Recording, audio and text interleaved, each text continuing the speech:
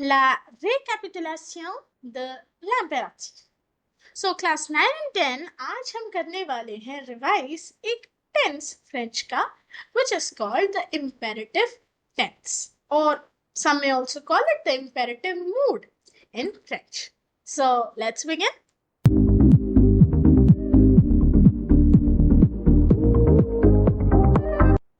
L'impératif.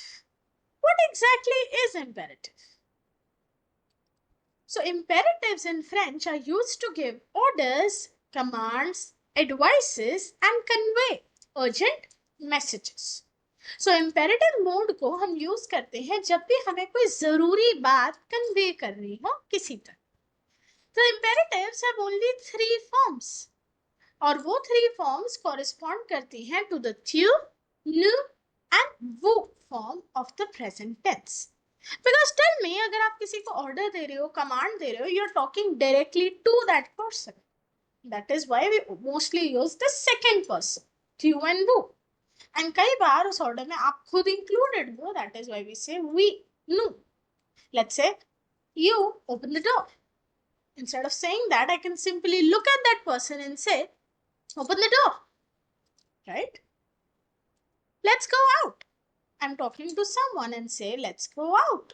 So that is again the tu form. But if let's go out includes me as well, so I'll say, hey, let's go out. So that is where we use the nu form. Okay? So the only difference in the present tense and the imperative tense in French is the absence of pronouns. We do not write pronouns while writing imperative mode. And after a sentence in imperative, there is always an exclamation mark. This is the second point of difference. Okay. So let's recap the rules of how to form imperatives. So les verbes réguliers. So we'll be starting with the regular verbs. 3-step process. Okay. Step 1.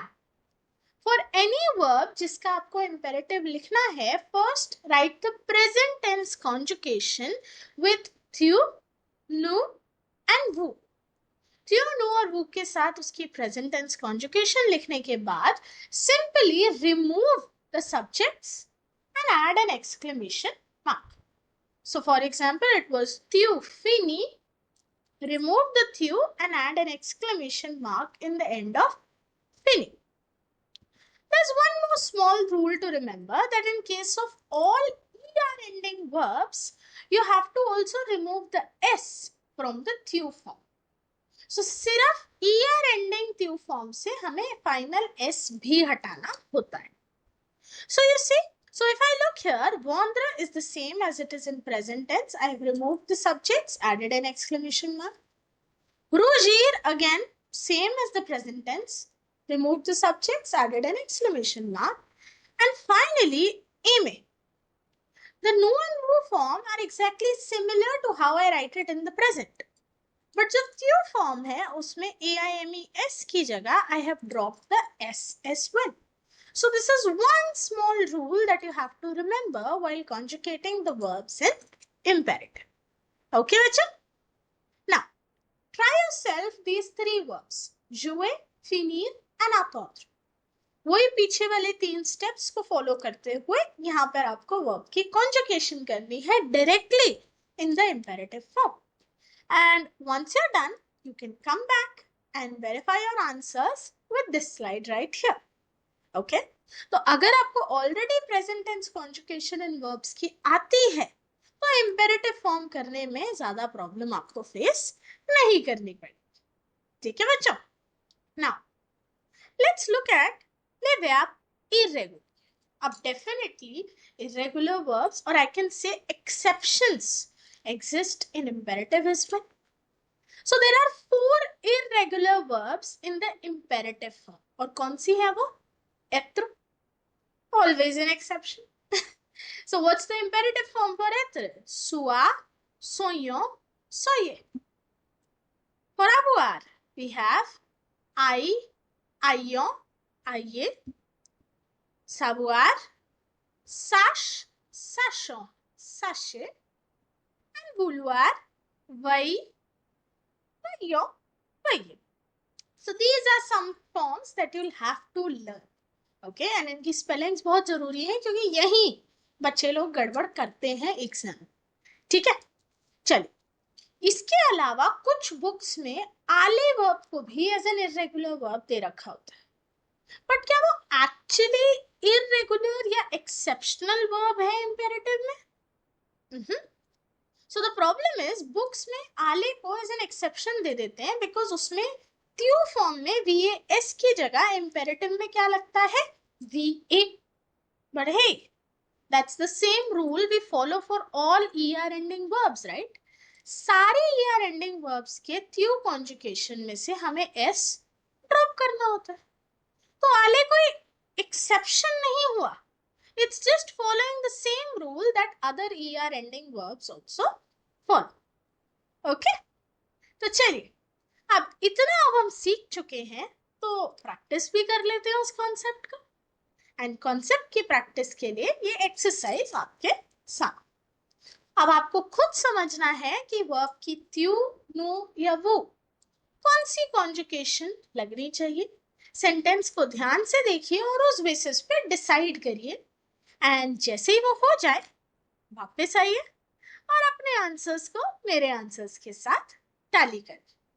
जब आप ध्यान से answers के साथ sentences को देखोगे आपको दिख जाएगा कि हर सेंटेंस में कोई ना कोई क्लू था जो आपको बता रहा था कि यहाँ ट्यू फॉर्म कॉन्जुगेशन आनी है, नो या वो.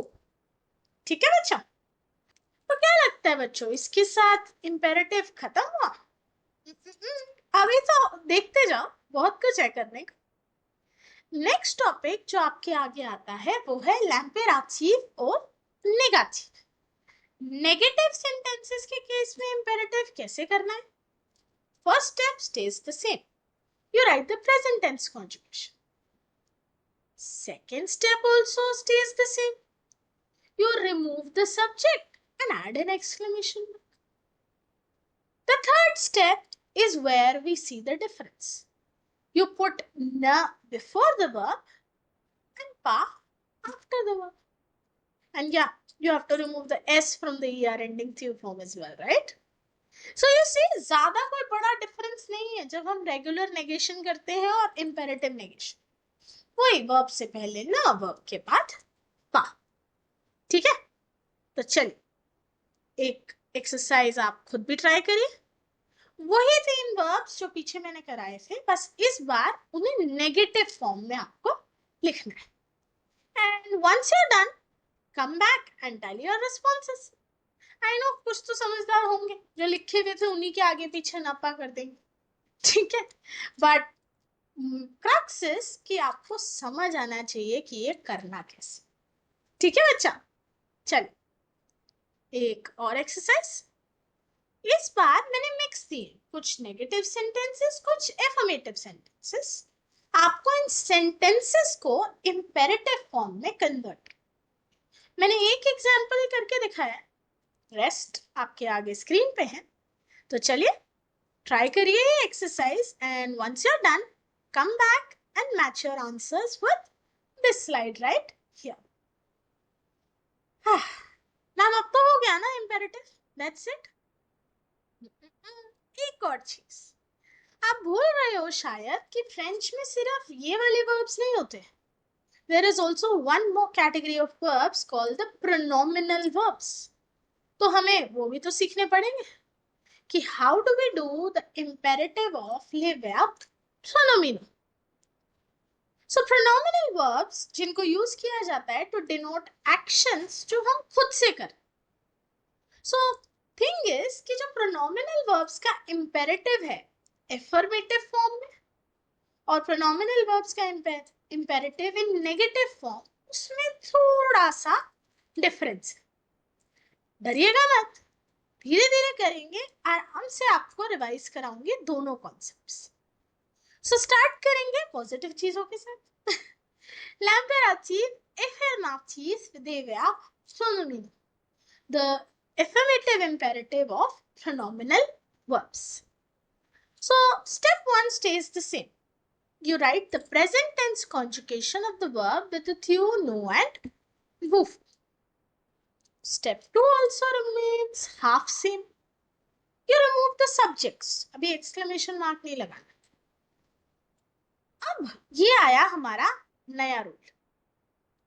You invert the place of the verb and the pronoun and then add an exclamation mark. So let's say आपका conjugation था no, no, lover. Random example. Subject हटा दिया. अब verb और pronoun को invert करो. So कैसे होगा? Lover, no, and then add an exclamation mark. All good? Clear? चलिए, एक चीज जो हमें याद रखनी है वो ये कि जो द प्रोनाउन है जब वो इन्वर्ट होगा इट विल बिकम तुआ. ठीक है. एंड उसके अलावा एक वही पुराने वाला रूल, ईआर एंडिंग त्यू फॉर्म में से एस हटाना मत भूलिएगा. क्या हो गया अगर प्रोनोमिनल वर्ब्स है तो एस तब भी हटेगा. ठीक है. So look at this. हाँ, मैं आ गई. प्रेजेंट टेंस में इट वाज थ्यू द रिपोज, नो नो रिपोज एंड वो रिपोज. I removed the thyu, no and woo, inverted the subverb and the pronoun, and ये thyu वाली conjugation में क्या क्या किया?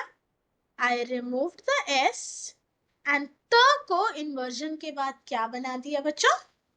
तुआ. ठीक है.